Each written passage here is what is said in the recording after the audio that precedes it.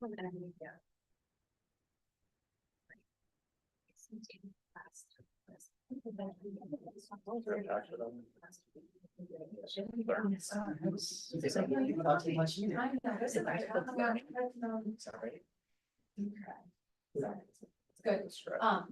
But it was really fun.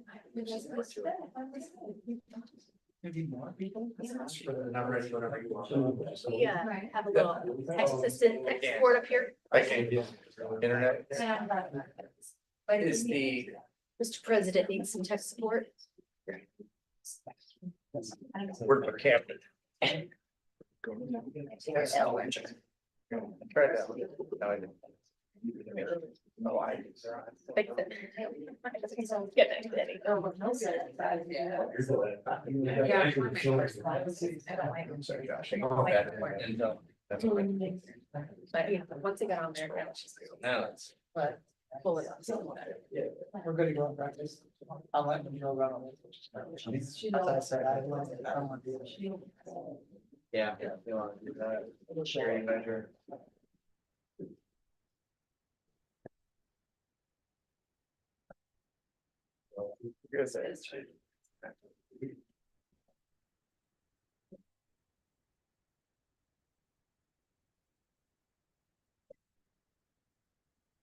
I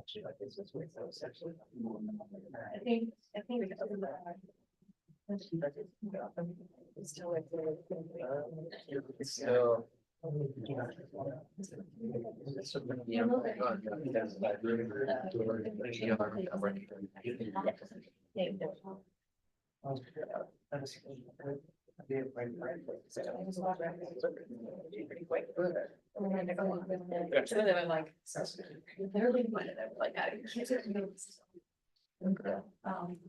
Sorry, which we didn't.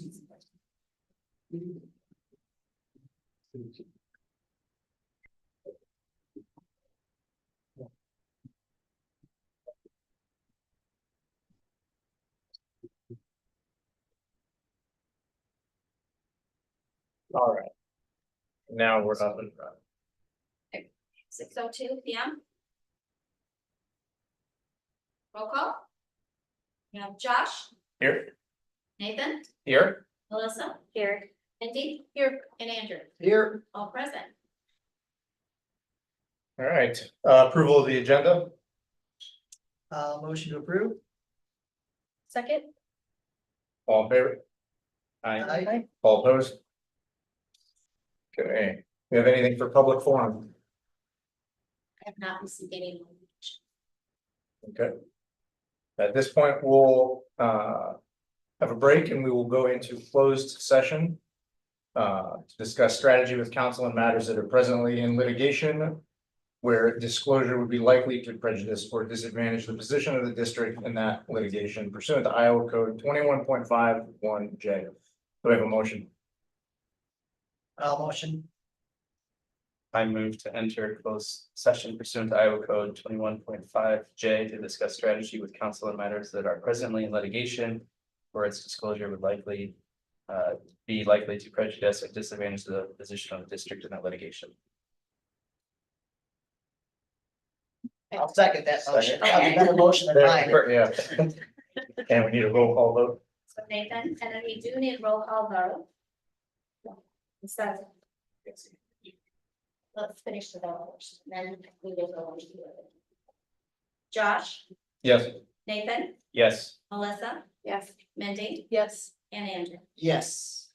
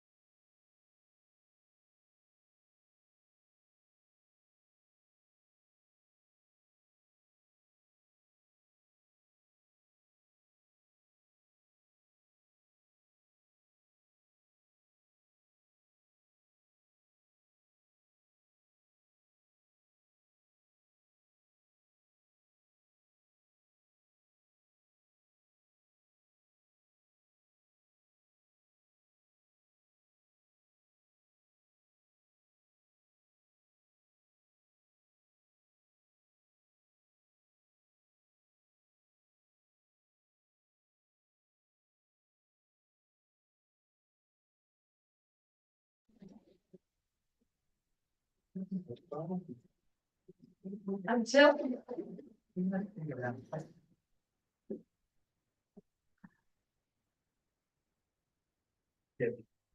President, we're recording both audio and video again. All right, go ahead and reconvene the regular meeting, It's 6:47 p.m. starting with oral reports, announcements, and celebrations.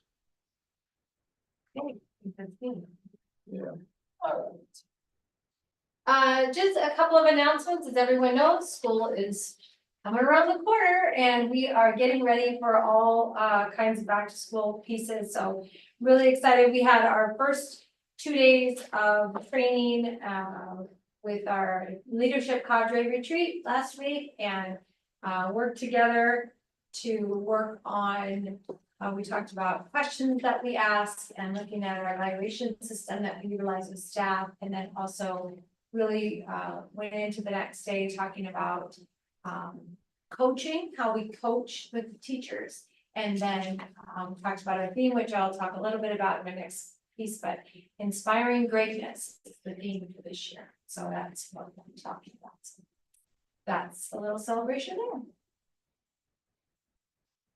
And then I can go in back to school. That'd be good job. Yep. Right into back to school information. Very excited. We've hired 6 new teachers this year. We're ready to go. New teachers start tomorrow. 6 teachers, 1 counselor, and a new nurse. And so it's a small but mighty group this year. So we're very excited that we had such a low number of teachers that are starting with us, but we're excited with the group that we have. So that's taking place. We're starting that tomorrow. And then we have teacher training coming up on Wednesday. With TLC is what that's called. And so it's just, it's starting. This is what's happening. So on Monday, August 19th, you're all welcome to join us. We're having our welcome back rally. Breakfast starts about 7:45 and then we'll, yep, there it is. Thank you very much. We'll just put that here. And then we'll start the actual celebration in the auditorium, and that's always really fun. So we have some fun things planned. We'll start that about 8:15 and maybe one of you is speaking about that event, like. I can Is that? probably make it. Yeah, okay, Yeah. good job. Make the lineups. Okay, good. So we do that, we do a little welcome back, we have a little fun. Breakfast is provided by Nat Tedesco, so we're grateful to them for that. And then from there, everybody goes to lunch and then they work in their buildings. And then throughout the rest of the week, there's building schedules the principals have put together for the time that they need. And school, the first day of school is August 23rd. Yes, it's a Friday, but reminding everyone, it's on a Friday because that's the soonest we could do that after the state fair. Small around that. So there's that. If you are available for the rally, I highly recommend attending. It is a very cool event. So Dr. Trujillo does an outstanding job. So it is really fun. I have a good team around me, so we'll all do that together and have a lot of fun and yeah, it's just good to have everyone.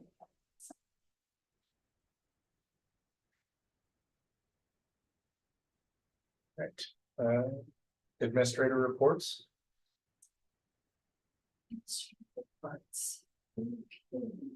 Just wanted you to mark your calendar there.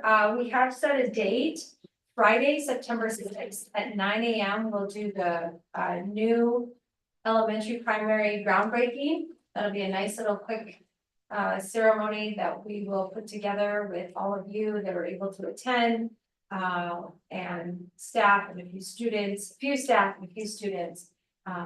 there is dirt moving around over there, but we'll make it official there on that date. So it'll be a quick celebration. And then once we get to ribbon cutting, that'll be big. So that's done. Wanted to announce that. Then next in your agenda is our updated organizational chart. Since in the last few years, the board has asked for this chart to kind of say who does what does that look like? And so we had a team put that together for your information, and then that's also on the website. So people let it know, hey, where do I go for this, or how do I get this information? That's who does what, so that's available for you there. And then moving into department updates, there's a lot of great information in there of all the things that are taking place in the summer. But tonight I wanted to just highlight, please take a look at all of them, but Gail's finance area. There's so much that goes on in the summer that I don't think people often recognize in the finance department as they're closing out one year, opening another year, and trying to do all that in the summertime when people are here, there, and everywhere. It can create its own set of challenges. And so I'm very grateful to Gail and all the work that takes place in the finance department all the time, but especially in the summer when she's making two sides of the house work at the same time. So just wanted to point that out and say thank you to Gail. So. And then, if you want me to just keep going, Josh. Just keep going. Rolling. Mental wellness. So a couple things. I mentioned this already, I believe, last time, but on your table is a quick invitation to the Mental Wellness Collective. This is the event that we're having where we've invited, excuse me, legislators as well as the governor's office to come and, if you did not attend the collective last year, we're also asking people that might be interested in joining the collective to come this year. It would be again, sitting in groups and working together about what are the issues and the concerns around mental wellness as a community. We'll start, this will be kind of our first kickoff meeting. It's also our transition meeting where people maybe attended last year and said, you know, hey, I'm good, I'm ready to pass off to someone else, or somebody who wasn't there last year would like to join. This would be our first meeting to kind of do that together. The location is different because we're gonna have more people. So just note that goes to the Alumni Center over at Iowa State. And so it's gonna be a wonderful event and we're looking forward to that. So also sort of tied to mental wellness that I wanted to work in here is I wanted to share with you a little bit about the cell phone conversation. I want to keep that in the forefront for everyone. So we do have that work session coming up August 26th. I worked with the principals at that retreat that we had last week to talk about just where are we on how we're feeling. We took a look at some research that's out there and then put together some survey questions and discussed the survey that what we're thinking about. I'll send you an email. What the principals would like to do, and I agree with this, is that we'll survey the staff before we have that work session, so you have that information. But I will send that also to you to see if you have any questions or that you would like to add. If maybe there was something you thought, hey, I didn't see anything about this, or so we'll get that put together and sent out to staff before that work session. So that's just an added piece of information. The other thing I did around that, I just wanted you to be aware, is that I've heard some light conversation, nothing really solidified from the governor's office that there might be legislation this year related to cell phone usage in schools. And I'm trying to get a little more information around that. So I just don't want us to go do a ton of work on all sides and then put something in place. And then if the governor's office says something different, you know, what that would look like. So I don't know that I'll get any information, but I did reach out because you just never know. Say like, hey, can you share maybe what you might be thinking? So we have that information too. So we're trying to bring to you that presentation from the principals, what they're seeing, what we're hearing from staff. And then of course, you know, we have the parents and the parent information. I'll be sharing just kind of some of the things that have come in back in May and June. So we have that information. So then we can have a dialogue about, here's all the information. Now, where do we want to go from here? And so that's what I'm looking forward to, that study session, work session, August 26th. That concludes administrative reports. All right. Board reports, the policy committee update. Yes, policy committee, we met last week. Yes. And the bulk of what we worked on was the Q2 primer that came out from IASB that the majority of it was new legislation that was passed earlier this spring. Two maybe areas to highlight that you may have heard about, just kind of in the news and such, is on a federal level, there was changes made to Title IX. But at a state level, the state of Iowa has filed a suit against the US Department of Education on those changes. So the recommendation to us right now is that we hold on making any changes to our Title IX policies and just continue to go with the 2020 regulations that we have in place. So no changes have been made there. And the other one that was kind of in the news from the state standpoint was the governor passed a law saying districts can authorize whether school staff carry firearms or not on property. And so we reviewed that policy, so we get to choose as a board whether we want to allow that or not. The recommendation that we're bringing to you from policy committee is that we do not authorize staff at Gilbert to carry firearms. One, we don't really feel that it makes things safer at Gilbert, and in fact, we think it could cause more problems. We also already at Gilbert, when there's times and situations where we know there may be heightened variability to a situation, we already hire security staff to be present on property. So for example, prom, where there could just be more potential for issues, we already hire security officers to be present during those situations.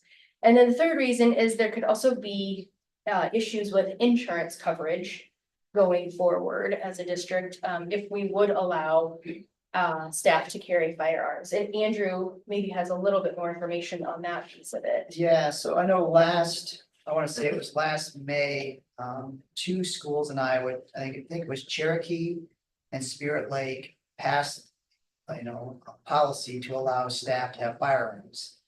EMC Insurance, who handles not all, but 99% of the schools in the state of Iowa, pretty much said, hey, if you do that, fine, we're not gonna offer you insurance renewal. Go find your own insurance policy.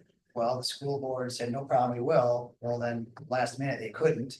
So they came back and kind of said, yeah, we won't take this policy out. We will go ahead with the insurance through EMC and the school program in the state. My understanding, EMC stance has not changed on that.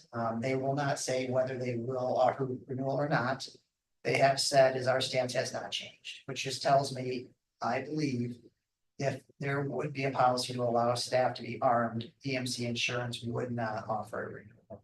And then we would be out to try to find a home, and I can just tell you it would not be great.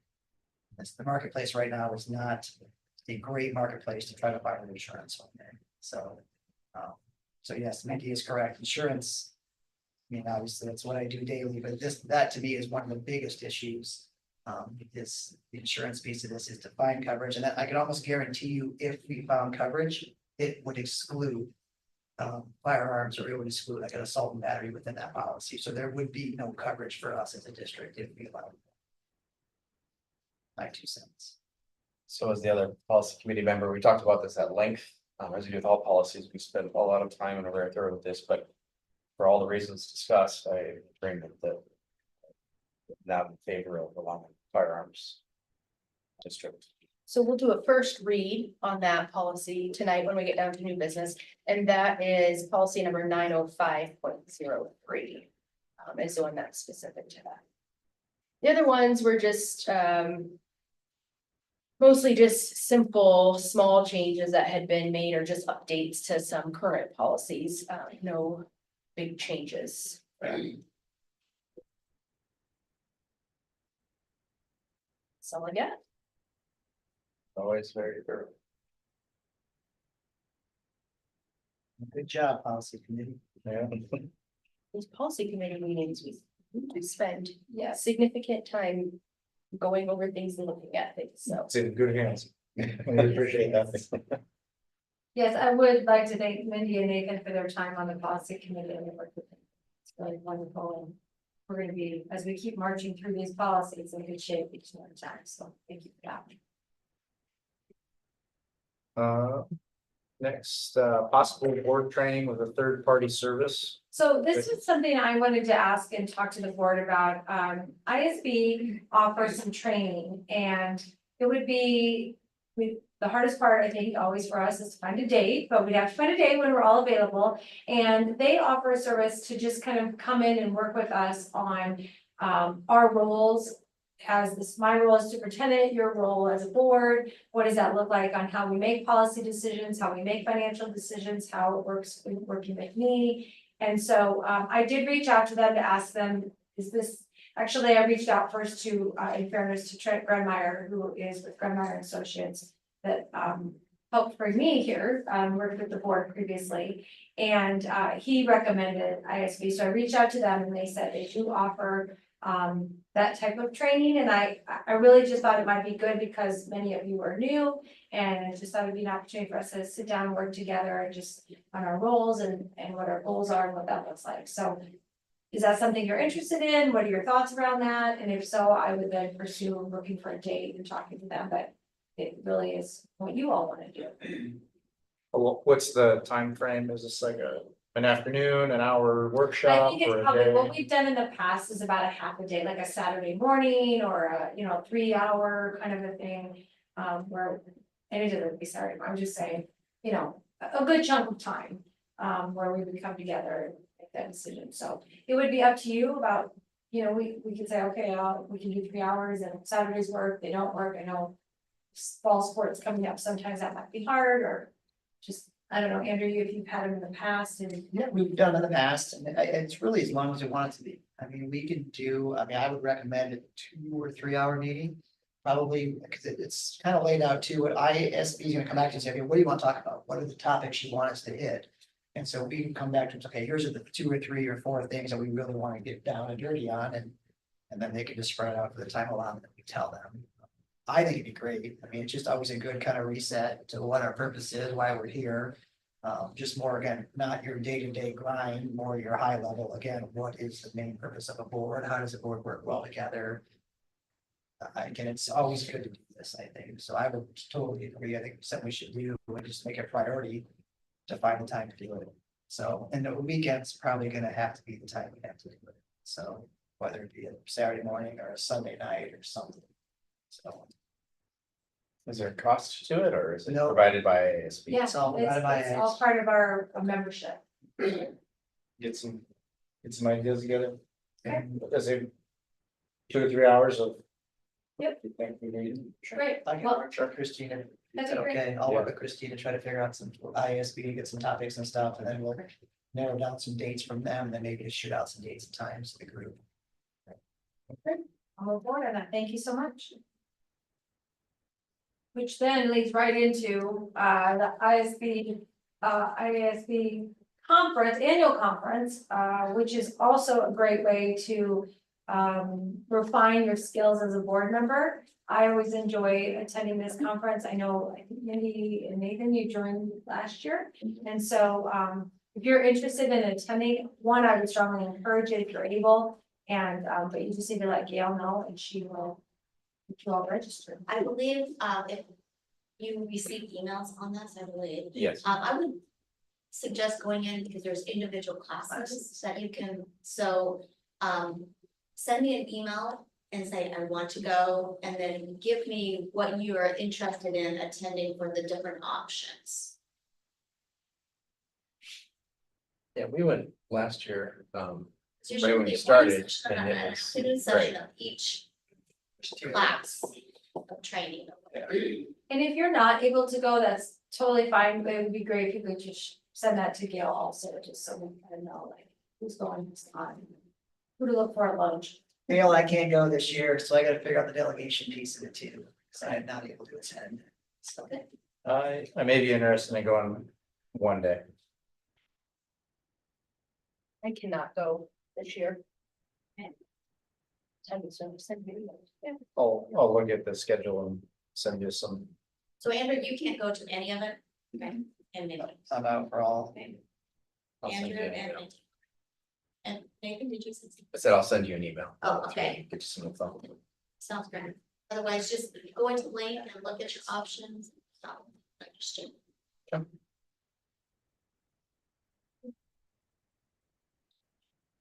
All right. Up next, facilities master planning update. Right, Well, Stephen's here, how's it going, Stephen's here guys? from Genovo and has lots of great information to share with us. Yes. Good evening. Good evening. We will start with our active projects. Middle school across the street here, we are quickly approaching, getting our finishes in right now. The big push as of next Friday will be getting the vestibule open so that Mike's staff and students can come in the main door rather than the athletic entrance, which has created its own curveballs we're working through. But that's the goal, and it looks like we're gonna be able to meet that date. Then it's just finishing out the interior, the reception space that we built. And moving them in there in September is still our goal. We've got a couple pieces of the fire security glass that have pushed a little further out than expected. We'll get a temp solution for where those are gonna go if they're not gonna be there when they move in. But our goal is to get them in a finished space as quickly as we can. So let's say projected for September. Glass just might be a little bit delayed, but we'll have something in place. But we're working through that with Mike. Again, a big goal, just having doers open next Friday. Any questions on the middle school? Our big one, the new primary over here, we've made quite a mess, so we're pushing dirt. We've made a lot of progress. Groundwater in the unanticipated amount of rain we've had this year caused plenty of problems once we cut in our building pad. We did work with our contractor on any and all options that would not delay our schedule.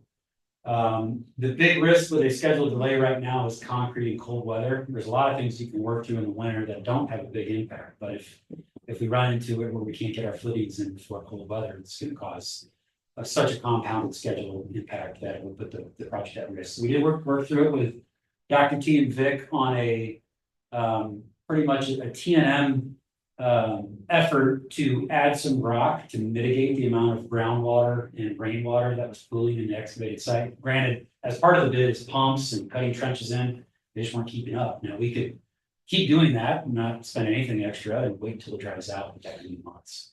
And it has been, you know, there's a certain amount of rain days that are to be expected in Iowa, and we gauge that by certain, you know, data resources. And then there's what we had this year, which was exponentially more. So we're working through it. Comstruct's been great with the site work. They've worked weekends to keep things moving, get ready for concrete that's coming up.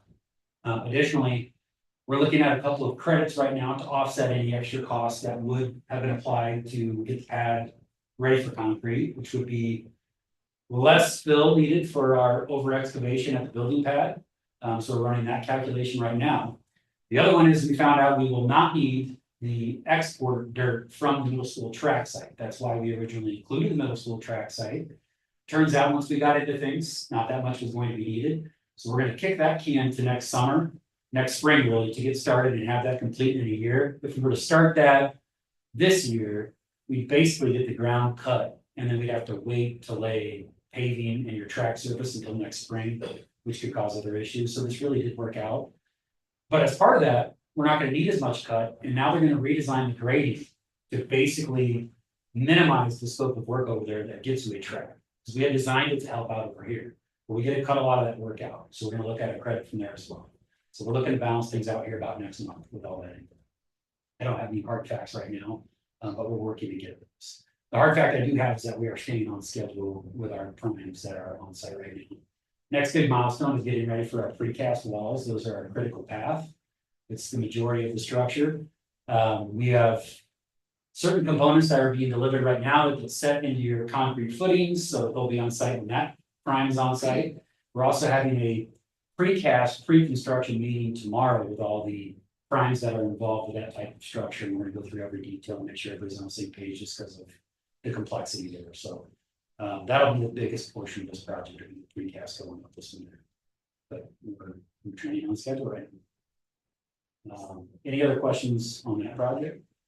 I do have a question. So with the precast being this critical path item, I know originally we were concerned with just the length and size about, still feel good about getting them all in there just fine.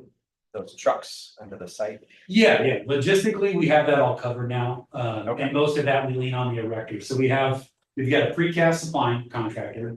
They stop at their factory. It gets on a truck and they're done. And then we have a steel supply prime. Same thing, but with your structural steel on the interior side. So you have all your precast box built, and then on the interior, you have steel columns and then the joists that go between them. That all gets delivered to US erectors. That's your erector firm. They do both the precast and the steel. They're the ones who we lean on to say, okay, how much rock do you need on the pad to be able to drive your cranes? Which direction are you be moving your crane on each section? How much space do you need on each side of the building on the exterior side so you put up your last beams? How many trucks are you going to have coming on Park Road at once, and how much room do you need to get the other truck out if they're coming in at the same time? And then another one, here are the times we can't have traffic going around the school. We have 7:45, we gave them specific times we got from Vic. So there's a lot of complexity there with getting that ironed out, but that's all in US Electors Court, and that's the biggest portion of our conversation tomorrow, which then we'll report back to Vic and team with what we find out. But they'll have that all laid out. In fact, we already have a plan that shows each crane's position inside the building pad as they're putting this up, so they get pretty specific. So we'll have all those problems solved well ahead of when these precast beams will start showing up in early December. Thank you. Absolutely. Any other questions about the elementary? Okay, we've got two on the horizon coming up quick. We have the high school additions, which are in design right now. I know the design teams had a lot of meetings, just getting through programming, figuring things out with the locker room, the science labs and all the classrooms. So we're getting through those details. They're on track right now to have construction documents to us in late October for us to bid, to make sure we get bids in before the end of the year, which that sounds like a lot of time. But with Thanksgiving in there and Christmas in there, it's a sweet spot to hit the contractors to make sure they're gonna focus on your bid and get a bid in and not say, I'll just worry about work after the new year, getting work for next summer. So it's drumming it up now by us contacting them, telling them there's a project on the horizon. Then it's getting those bid docs out as soon as possible, but getting them just the right amount of time to get through Thanksgiving. And then a couple weeks after that, get bids in there. So we're on track for the high school. The district office will have something to discuss here in just a second, but that design is also moving through the programming phase and working with Dr. T and team here. So we're getting pretty good information from CMDA on that project and looking at some costing updates that I think we're going to share tomorrow during a design update tomorrow afternoon. So really, those are both on the current design schedules, and we're basically just waiting on getting some pricing documents in to get a good bid check before they get into the last phase of design here. So any questions on those two? Apart from the action item we have coming up? Okay.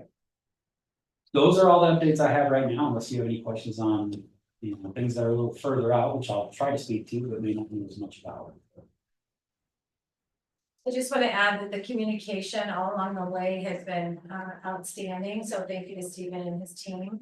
And some of you are on that committee, and so I feel like we've continued to meet throughout the summer and continue to keep things moving along. And then if you were not able to attend a meeting, the communication that comes on what's next, what we're working on is so very clear. And just really helping us stay on track and stay on schedule, which we know how important that is. So thank you to Stephen and your team for all of that.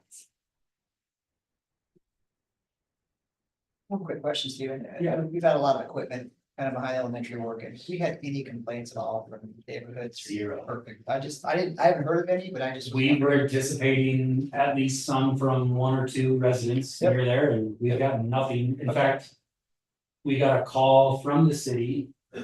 We missed it. We called them back, and it was more had to do with Yeah. our team and thanking us. Really. So now it's actually been positive. Wow. Working with Kyle has been a big help with the city. Good, So he's helped us when we had some questions. And perfect. I've had no A issues. lot of homes are on there and everything else. And I know Yeah. A lot of equipment. a lot of- I know, not everybody likes to wake up at 7, and there's a lot of beeping when those things are backing up. So Good, great Yeah. job.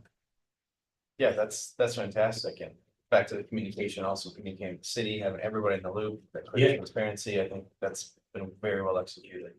thank you.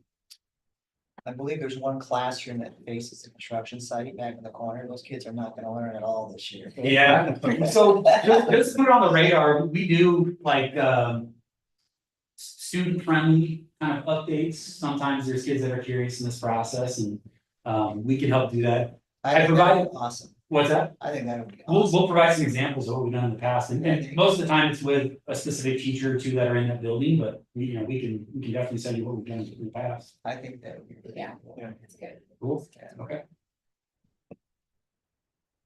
Very good.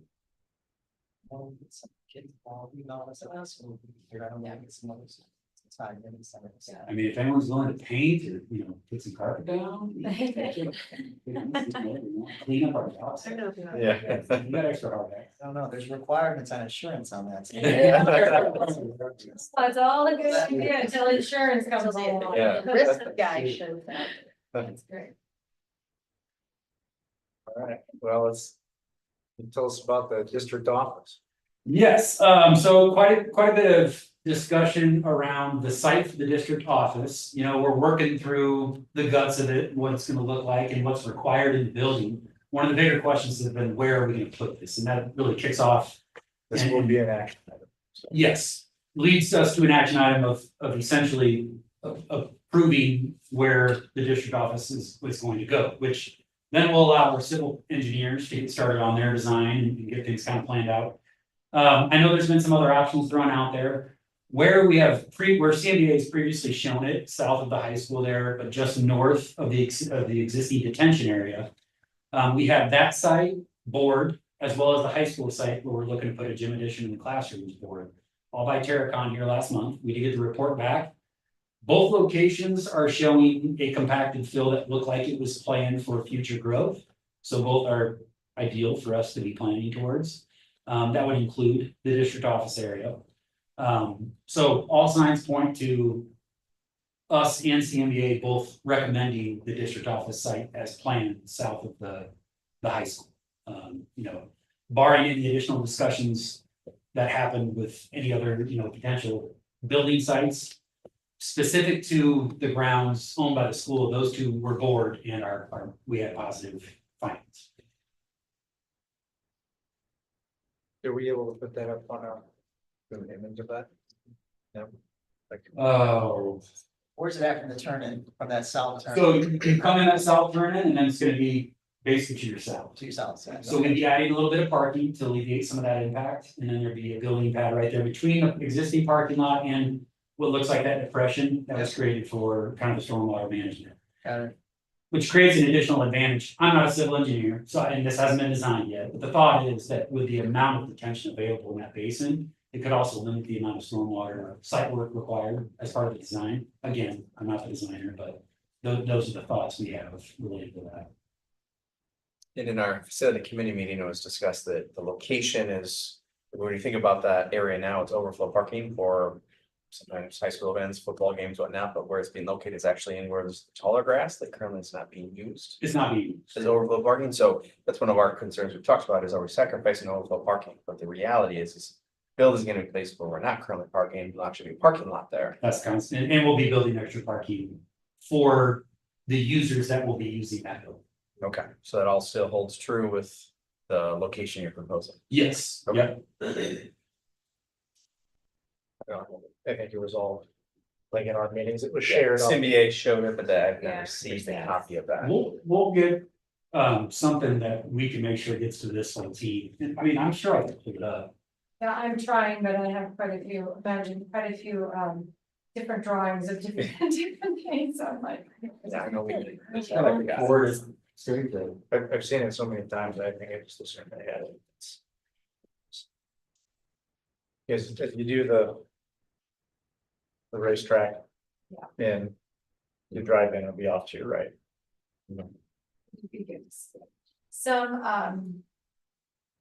Some who've been here in Gilbert for a long time have said that it's, originally there was some. Courts that were gonna be built there years and years ago, I don't know. That's cool. That's sports. Yeah, but. We still have lots of land left, so. Of course, it doesn't share. I just got a design of the district office. It doesn't show it on site.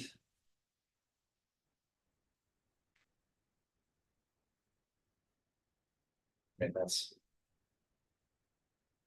We could pull up just maps. Oh, Yeah. Okay. Google Maps. There's I plenty, can point to it. I can show you, just, there's a pin drop. I used to myself, it's a good idea. Yes, yeah, I remember it, cause they showed it at that. Yeah. Line. There's parking that would be on the front and that would wrap around and kind of go towards the south. So there's actually. Better parking there. Yeah, better parking for two sides. And that was We'll tear. one of the concerns was it'll actually improve the parking.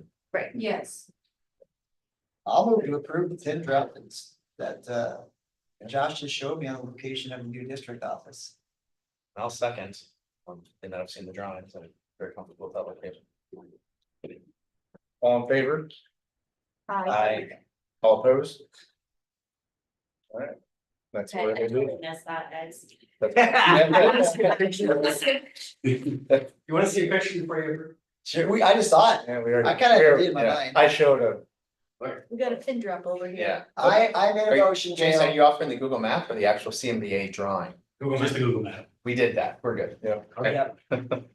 And it was my motion, Gail, and it was Nathan's second. But can we, if we just make a note, It's the let's, same. let's send the Correct. board the most recent, I know. I can send everybody. Let me go, myself. That's fine, send it to everybody, Okay. and then we're meeting tomorrow too, we can send that. We'll show all of this tomorrow afternoon, we'll have all this. Yeah. We'll And send we, like I it. said, we've all seen it. Yeah. Yes, you have seen it Previous meeting. multiple times, yeah, Just to jog the memory. yep, so, Any other facility questions? I can help you answer. thank you. Good All right, job. great work. Thank Thanks you. Thank you. Love the no notes either. That's impressive. Yeah. All right, moving on to old business. We have the third reading and approve revised board policy 713. Responsible technology use and social networking on 713 R1. Responsible technology use and social networking regulations. This is the third reading. Motion to approve third reading? I will second that. All in favor? Aye. All opposed? All right, next, the second reading with possible action to waive the third reading and approve revised board policies. They're listed out there. Motion to approve second reading and waive third reading on the following policies. I will second that. All in favor? Aye. All opposed? All right. Next, the second reading with possible action to waive the third reading and approve reviewed board policies. Again, in the 100 series that we've all got. I'll motion to approve those and waive the third reading. Second. All in favor? Aye. All opposed? New business. Consider / approve the 2024-2025 district priorities. You want to talk about that, Christine? Yeah, so each year we work with our leaders to put together our priorities for the coming school year, and then each school sets their goals under the priorities. This year, the biggest change was that we had wellness up in the leadership area under priority 2, and we moved that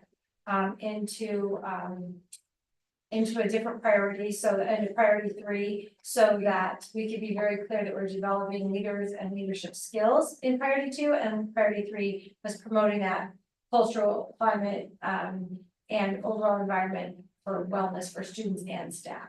And so you'll see, upon your approval, we have posters typically made. The one from last year's there on the wall, we'll replace that with a new one. And so it's done collectively, and I think it does a nice job of meeting all our needs around academics, leadership, and culture and fun. All right, we have a motion to approve the district priorities as presented. I'll make a motion to approve. Second. All in favor? Aye. All opposed? All right, next we're consider / approve the 2024-2025 IASB legislative priorities. Top 5 and designate the board representative. So just so we have it here.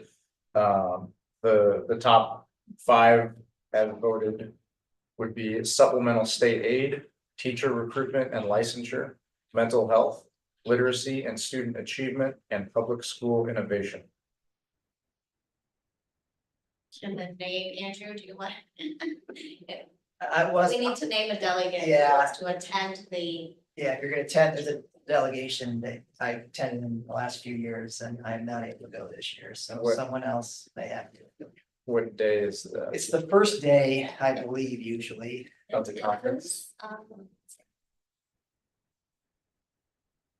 Is that the 20th? Delegate assembly is November 20th. Yep. Uh, It's usually an hour or so. It's interesting how it works. And I notice, can go to the next. This Wednesday, November 20th. You can't go, you can't go, you can't go. I mean, I can go. I can make that work unless you wanted to. Maybe not I sure. will name you and then Okay. you should be getting some information. They'll send him information, right? Yeah. Yeah, they get should. a mail, make that work. And then you go and register, and then you just do it all for your phone, they'll show you how to do it. Okay. As long as we get him the information, he'll go register that day and. Thank you, Nathan. Thank you. Yeah, absolutely. Happy to. But we can't take them yet. We're gonna take Oh, yeah. action on it. Oh. Oh, yes. gosh. Yep. So do we have a motion to approve the top 5 that was listed there Name them up. and appoint? I'll make You a still motion could get to out. approve. That's true. I'll make a motion to approve supplemental state aid, teacher recruitment, mental health, literacy and student achievement. And public school innovation, that 5, 1, 2, 3, 4, 5, is our top 5. And And leave Nathan as the delegate. And naming Nathan as a delegate, all within one big. Sweeping. I'll second that. And, okay, Melissa. all in favor? Aye. All opposed? Now, Thank you, Nathan. Thank you. yes, thank you. Faith and confidence. All right, next we have consider/approve the fuel bids. Based on Trent Becker's recommendation, and I believe that was basically just, it was a low bid, and we've had good success with that vendor in the past. I'll make a motion to approve the fuel bid as presented. Second. All in favor? Aye. Aye. All opposed? All right. Next, we have the ratification of construction contracts and bonds for the new primary school project. I move to ratify the construction contracts awarded at the June 26th and July 8th board meetings that were signed by the board president on behalf of the board. I'll second that. All in favor? All opposed? Okay. Next, we have ratification of written board decision concerning the award of bid package G for the new primary school project.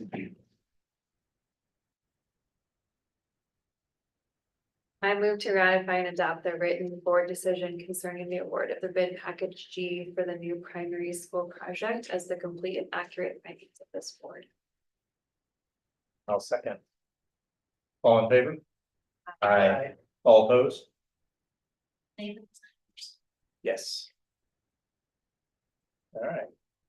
Up next, we have Travis Squires with Piper Sandler. And a global ratings report for 15 million in general obligation school bonds. Come up farther, Travis, come up, big, come up to the way. Microphone and everything. All the way to the front. Do you have a copy of the rating report already? Yep, we have Okay. guys. Here's a hard copy of the later. So, Thank you.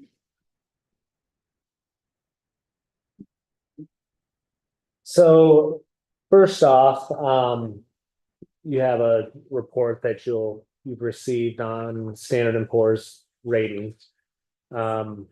If you read the report, you probably noticed that the district was downgraded from the AA- to the A+. So let's talk a little bit about what that means. So if you take a look at the criteria that the rating agency takes into account, they're taking into account district financial metrics, district policies, procedures, process, and then also stacking up against your economic profile within Story County and the region. And then on top of that, they're comparing that to what we'll call kind of your peer group that are within that certain rating category.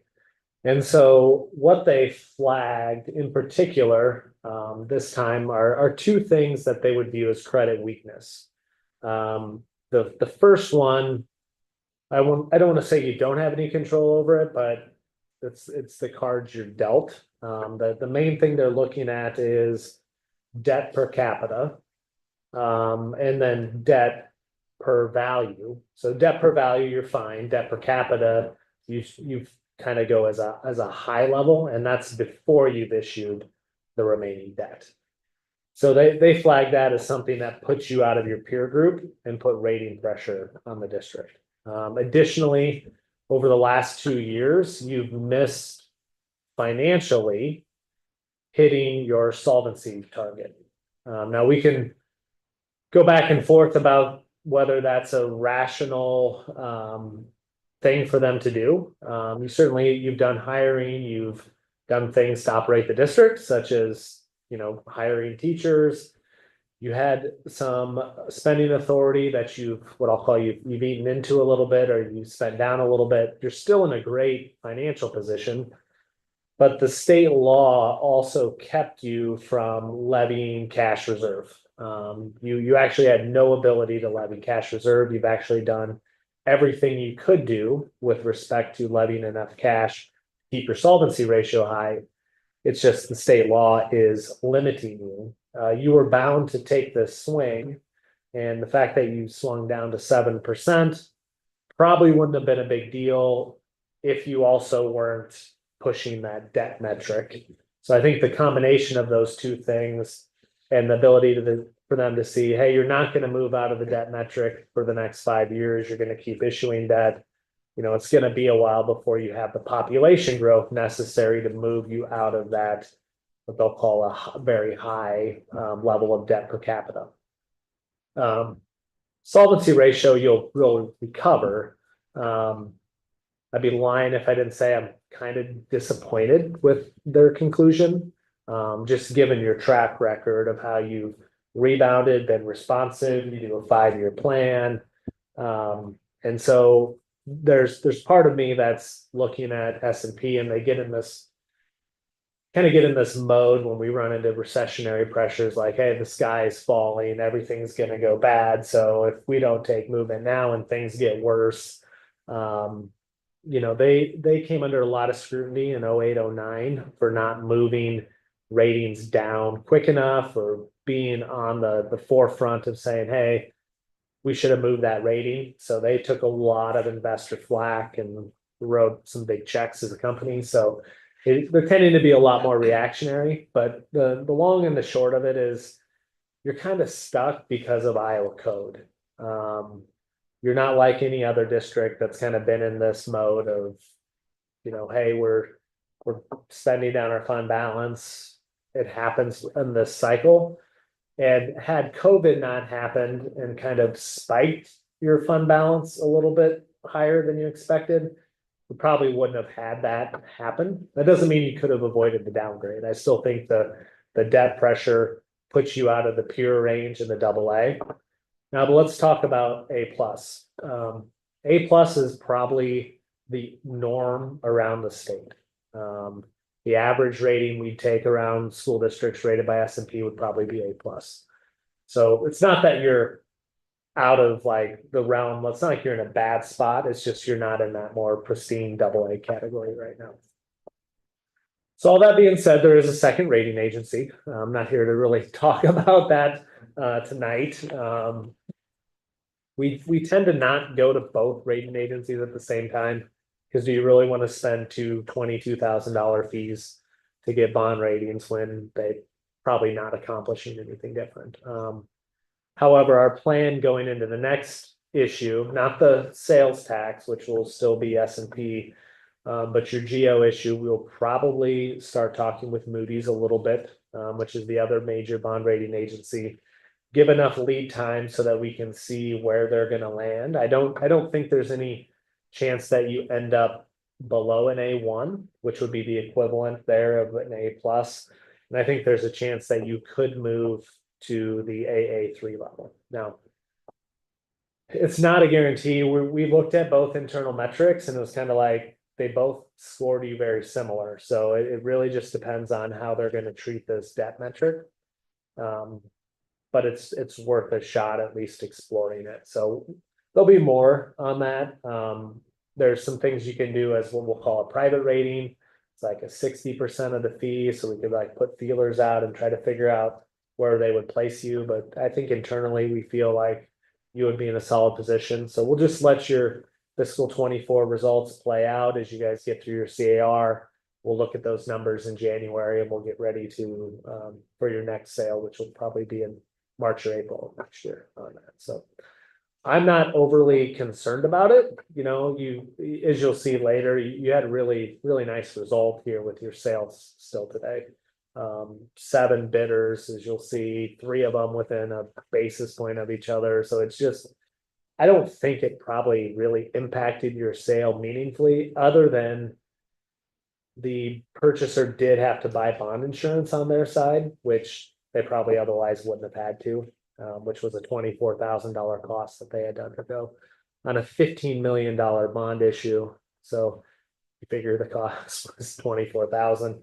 Not that we're saying it's nothing but when you look at the fact that on this 15 million, I mean, you're talking nearly 26-27 million dollars of total debt service on it, and it was 24,000 costs.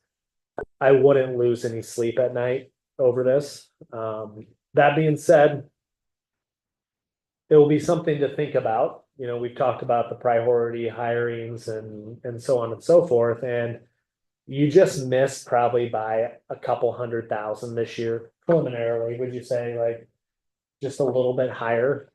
Had you not missed, you probably would have been okay. But I'm not sure it would have kept you, like, we just don't know. They can't rate it. Well, what if we were 9%? Would it have changed it? Because I think the forecast is you might be closer to 7.7% solvency at the end of the year. And we're not done yet, which is the other thing that really, well, I'll use calm language, made me upset, was that, you know, they've had this thing that they don't really put a lot of stock into things that aren't audited financial results, except when it's to their advantage to knock you down. Like, well, they could have waited. However, if they would have waited and put you on negative outlook at AA minus, it would have been a worse result. So, long story short, I know it was on your agenda, so I figured I'd just give you a little bit of backdrop on where I sit on it. And does anybody have any questions or anything on it? Anything to add, Gail? Or it wasn't like the rating agency was like mad and giving you a hard time. It was just like, They really didn't really have a lot of questions. No. They interviewed us. So basically, I think it was just pretty much everything we submitted and the debt metrics just scared them. I mean, how much we could do it. you have the advantage of having a nice tax base per capita. And then so that hurts you the opposite direction when you're able to, you know, issue debt relative to your tax base. Not that I'm going to compare you to Coralville, but you know, Coralville faces the same thing. They've got all that mall area and development around, you know, what was the Marriott, now is the Hyatt. That puts their debt per capita just way out of line. So they struggle. I mean, they can't get out of a rating category because of debt per capita. So I don't know, in some ways it's a badge of honor, like, hey, we're we're progressive, we're doing projects, we're investing in our facilities, we're investing in our communities. It's just that your community is always gonna kind of be that way, right? There's other things that keep you up at the A+, right? You have great, you know, wealth levels as a community, and you know, all those things were positive. So if you didn't have that going for you, you would have had a low rate. Anything else on that, or should we go to the next item? Okay, so I should be fairly quick through here, but I put together a little bit of a presentation format on, and I'll just go to the financing process overview. So just kind of give you a, excuse me, a high level. You know, the debt structure, so we're solving for the levy limit here in the first year. And then the rest of the debt is structured so that we have the ability to keep adding for the remaining $20 million of debt that will be issued for your upcoming projects. We're currently looking at that being repaid over 24 budget years, so that stays in line with expectations. So that's all good news. In terms of our process, you know, we worked with the team worked with Allers and Cooney as the district's disclosure council to get a bond offering document ready. You had that approval at your July meeting. And then the bond rating with S&P, we already talked about that. And then over the last couple of weeks, the official statement was in the market. So we're talking probably 60-ish investors pulling down the documents. And then, you know, today we had the sale with bids due at 1 p.m. So it's a sealed bidding process. The manner of award is a metric we call true interest cost, or TIC. So you did have 7 bids and you're gonna see the results of that. We looked at a couple of recent sales. So last week, Bondurant Farrar sold, Harris Lake Park sold. Dead in the market on Monday and Tuesday. So we looked at your sale and what we would call our spread to our market benchmarks, because it's been a really volatile last couple of weeks in the market. And then we compared those spreads to the benchmarks versus those sales. They both have A+ ratings, both had bond insurance. So you're right in line. You had many maturities where you were actually still lower than those sales. So I'd say kind of the recency of the bond rating downgrade didn't have any impact on the district sale. So you sold in line with other A+ underlying AA rated issues. We did have a little bit of resizing, and then you have this resolution from Allers and Cooney for tonight's meeting. So if you move on to the results, you'll see the 7 bids received. 3 of them within 0.005%. So this is like the 100-meter dash at the Olympics, right? Just a really aggressive amount of bidding. And you're thinking, wow, that's great. In my mind, I think, well, that's not so great, which means basically it's all going to the same place, right? There's not a lot of bank appetite right now, which are things that might drive individual sales to be more aggressive. And a lot of that is due to, I think what's forecast on the upcoming ag economy, I think has got a lot of banks on the sideline, because they're like, well, I'm guessing Farmer B will be coming to me for operating loans. So I think a lot of banks are reserving back capital that we're seeing locally in Iowa and regionally. Now, that's not every bank, but we have not seen great appetite from regional Iowa banks. This is going into money market managers, especially at these levels. When you get to $15 million of debt, it's too big for any local bank to take on anyway. But yeah, Hilltop Securities, Janney Montgomery Scott, TD Securities, KeyBank, definitely some new names for the district. We haven't seen a lot of those but these were a lot of the similar names we saw last week with Harris Lake Park and Bondurant Farrar. If you move on to the bid, this is where I'll really try not to get too bond mathy on you, so to speak. So one thing to note here is that you have an average rate of 4.11%, yet all of the rates, coupons show 5% and 4%, right? So visually, that looks like that's going to be higher than that. But really what drives this is the yields that you see.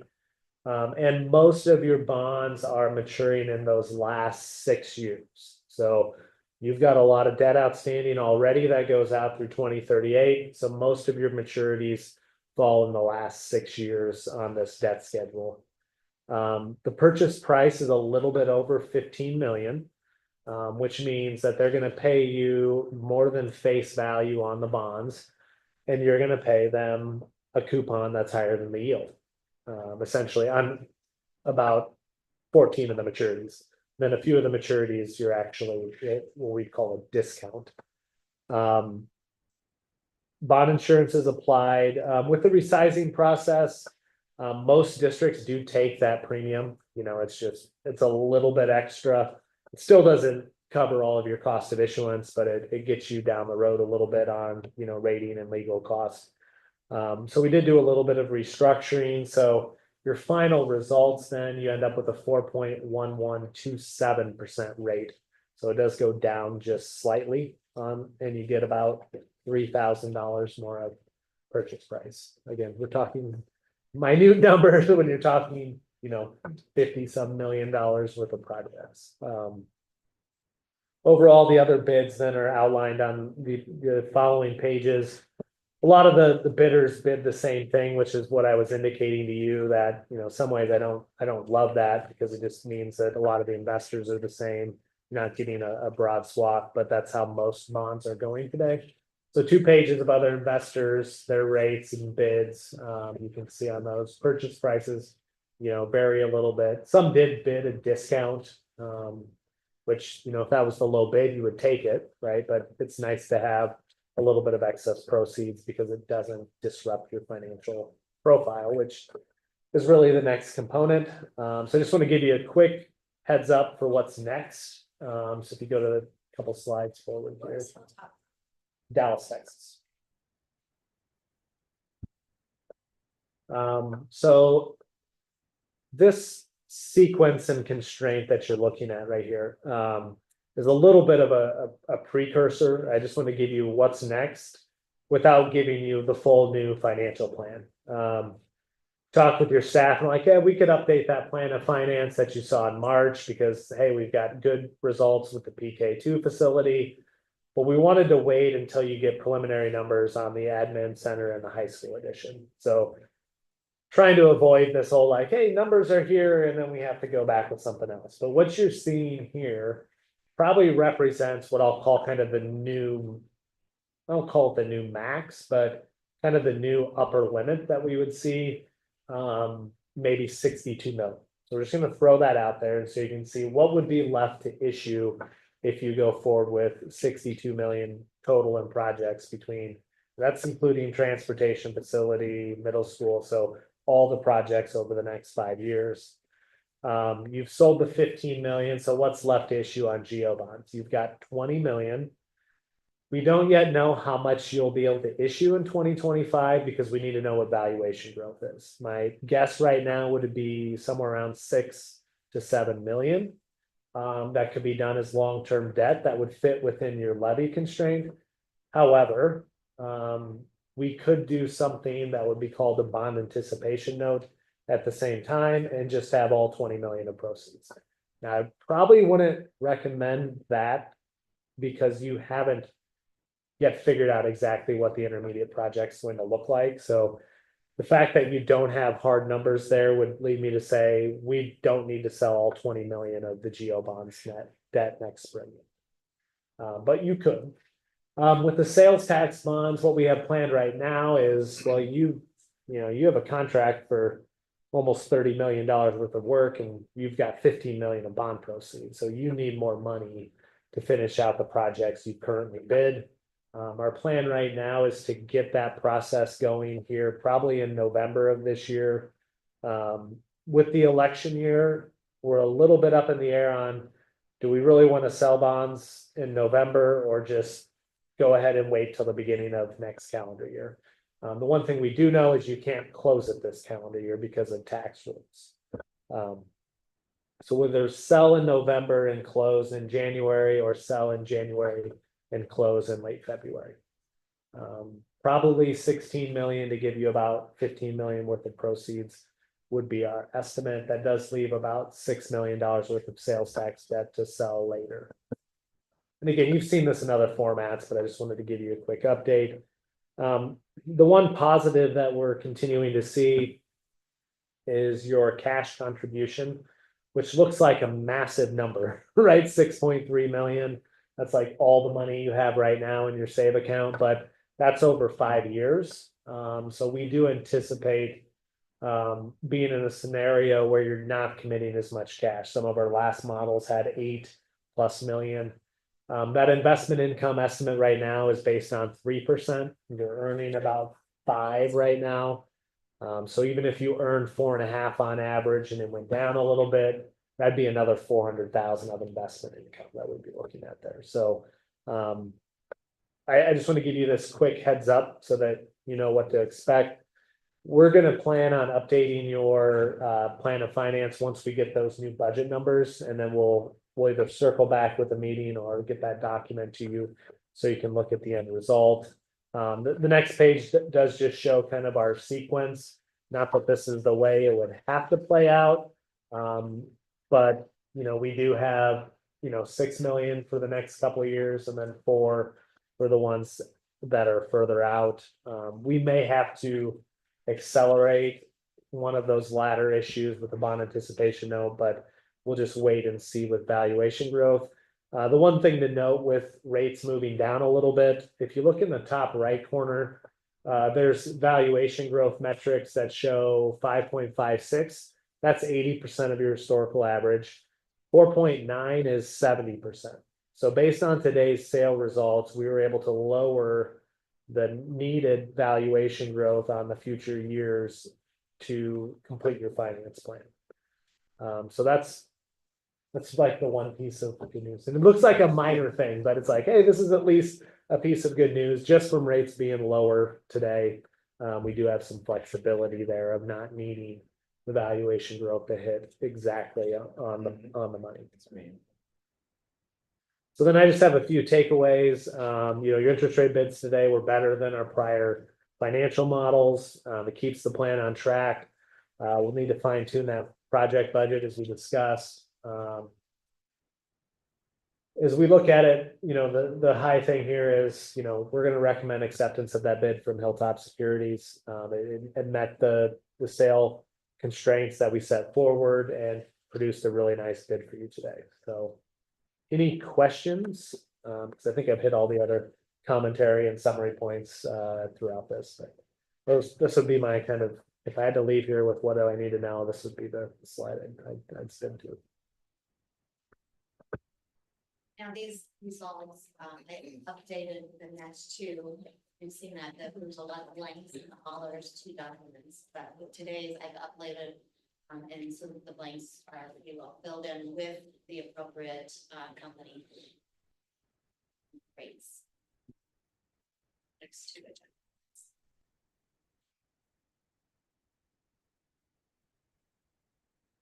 I was glad to see that the downgrade wasn't all Yeah, the sky is falling.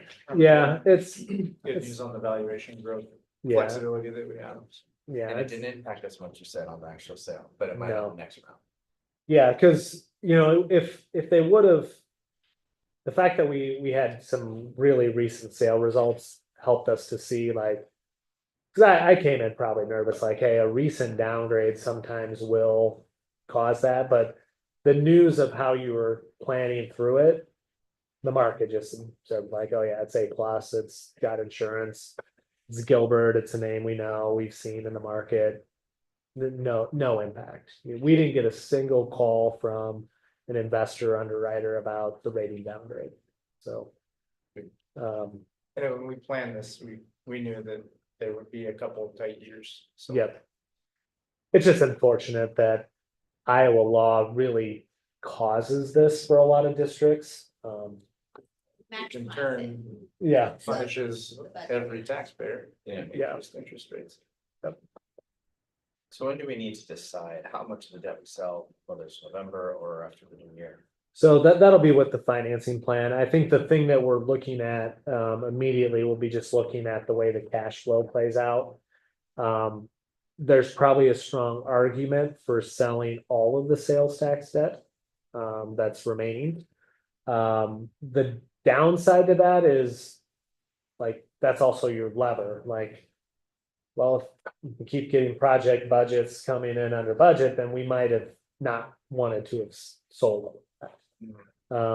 Your district in particular, though, you could also leave some voted GO capacity on the table, because I would assume you would just pay off your debt early and you would have more capacity ready for your next projects as well. So I think the biggest decision point will be when you decide to take those bids. If originally it was thought maybe that would be October, November, it sounds like you might be a little bit further behind on taking bids. So we might not need to make a decision until those budgets are finalized, and it might be more ideal to get bids on both of those projects. Because at that point, you've hammered out 40-some million worth of your project budget. I think we'd be able to make a good call on, okay, here's how much sales tax debt we'll need. If we end up over issuing, we'll put in less cash. Right? I think you've got enough levers that if you make one decision and you stick with it, you've got another spot where you've got some flexibility.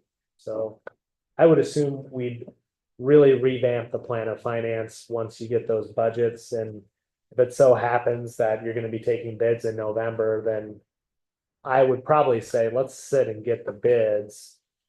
Maybe we sell first week of December. But this is going to be an interesting year, because I think there's a lot of financial policy ramifications.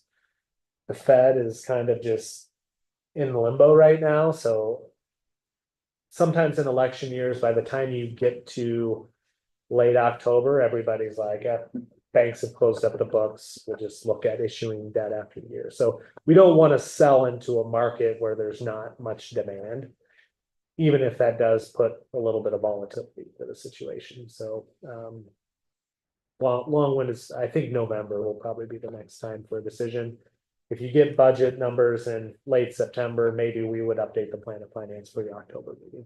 So you heard Stephen tonight talk about, we're working on the high school budget, and then we're meeting tomorrow to look at the district office. Now that we made a decision that the board voted on where that'll go, that'll help move that along a little rapidly. So we were talking today, Travis and Yeah. Gail, about now it's time to go back to that budget piece and say, where are we? And what does that look like, so we can shore up our plan and make sure. Yeah, we could have something ready for September too, like our model has been built out now where we drop a number and we'll run the restructures, so. Yeah, DeNova's been great helping us with giving us updated numbers, so that's been a good relationship, so good. We appreciate that. Thank you. Thanks, Travis. Thank you, Travis. No problem. Nice to see you in person. Yeah. I know, it's been a while.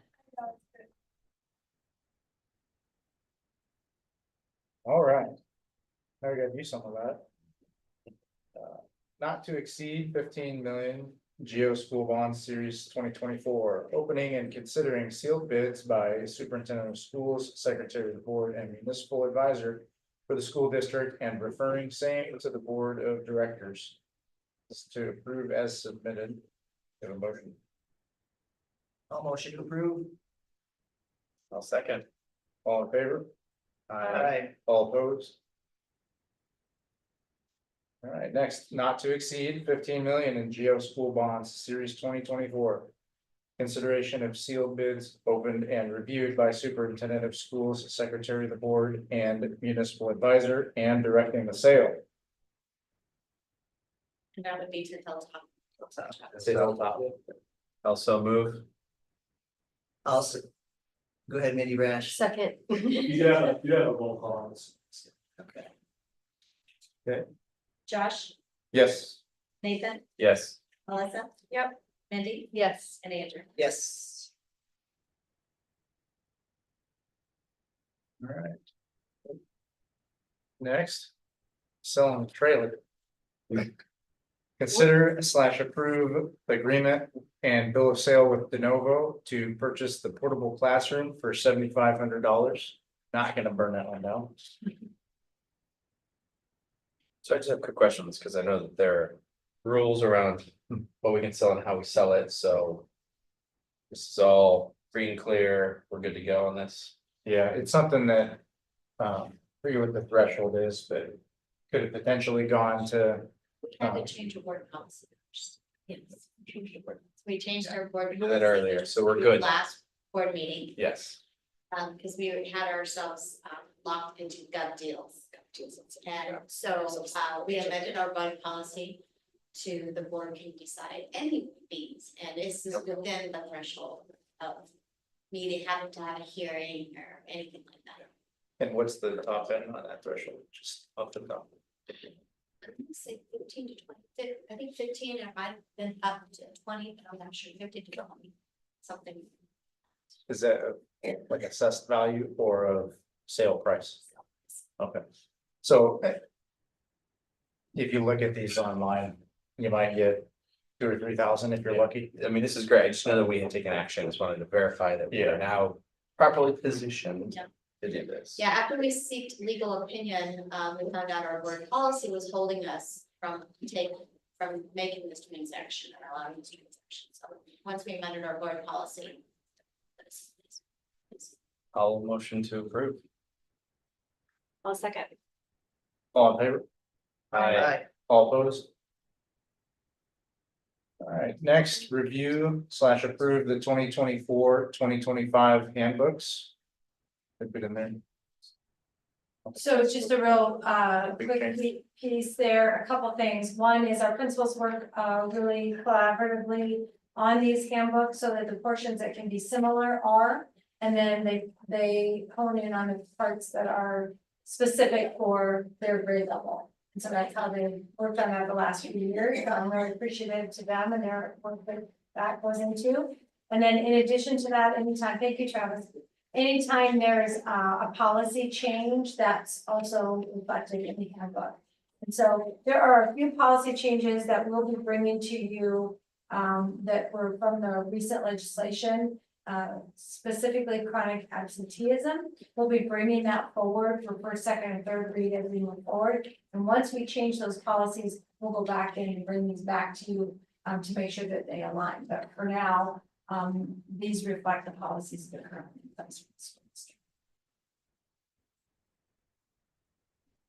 Any question on that, if we do make other changes to other things outlined in these handbooks, like technology use, phone use, what does that process look like to then reconcile between our policy and handbook? Yes, that is something that we have to continue to kind of hop back and forth. We haven't, in the past, I'm not sure we always did that. We kind of like, they were approved at this meeting and then this is the way we did it through the year. But now we're doing such a good job with our policies that we want to make sure our handbook reflects that. And so we'll have to continue to have that conversation to make sure they match. And then to me, the next piece is then how do we communicate that with parents to say if there is a change, how do we say this policy has changed? We've changed it in the handbook. Here's what it means for you as a family. So that we make sure we're closing the loop on all of those pieces.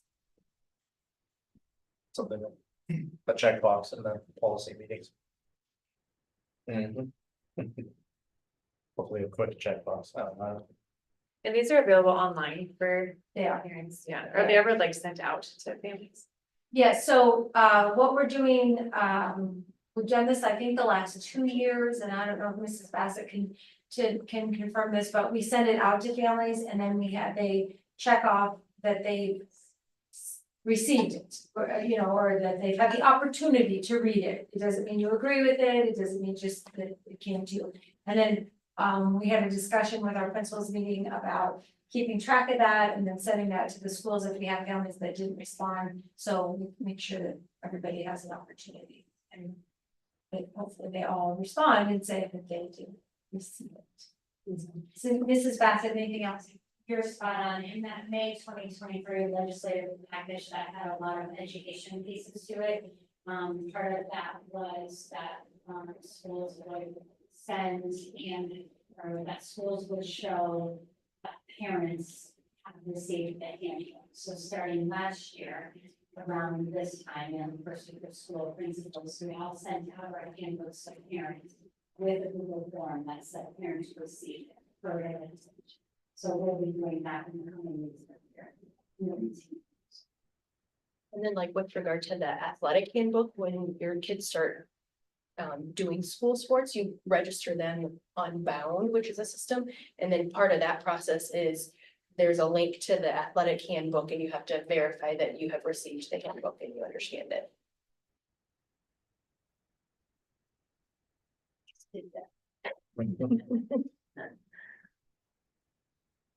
Discussion, we have a motion to approve, I'll make a motion to approve the handbook. Second. all in favor? Aye. All opposed? All right, next we have the first reading of new board policy 603.12. That's post-secondary education counseling. We'll have that. And this is just a reading, we're not taking action on it. Next, we have the first reading of revised board policies listed there. There are several of them. These are all ones that have come through on that primer. Next, we have the first reading of rescinded board policy 501.09E1, which is that chronic absenteeism and truancy. Again, this is just first reading, no action on any of those. Next to the financial report summary with Gail. I do not have much for, in your packet is the cash flows for June 30th. But as you know, the books are still open, so that will be ready probably September, after September. So the other piece is the July 31st. Not much activity is going in the month of July.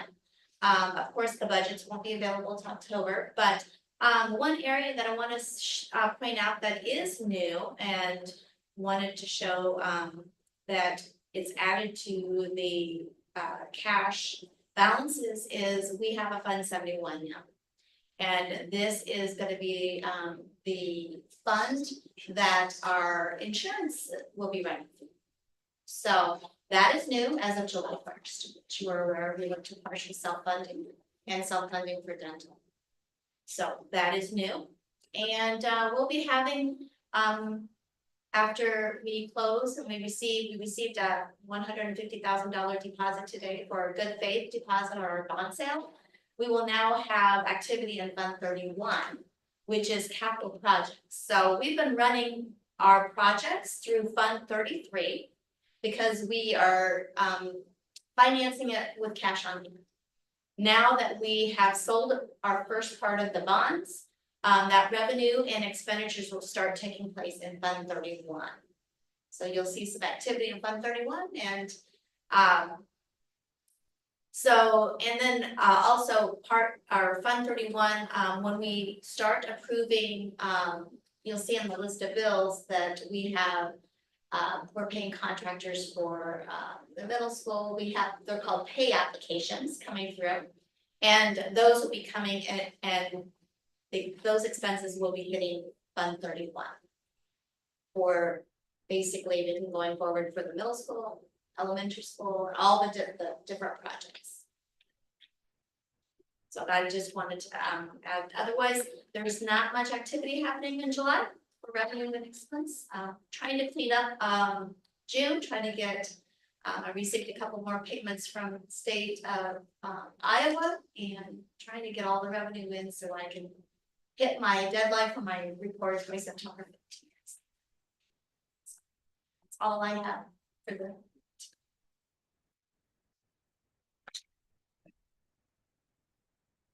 Moving on to the consent agenda, anything need to be pulled or discussed? If not, we have a motion. Make a motion to approve the consent agenda. I will second. All in favor? Aye. All opposed?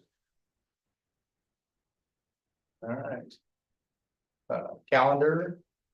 August 26th at 5:30, we have a special board meeting.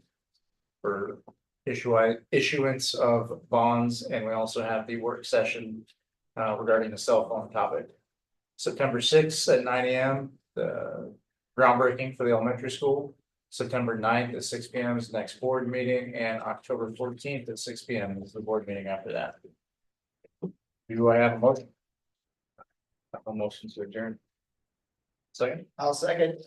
all in favor? Aye. All opposed? All right. Thanks, everybody. All right.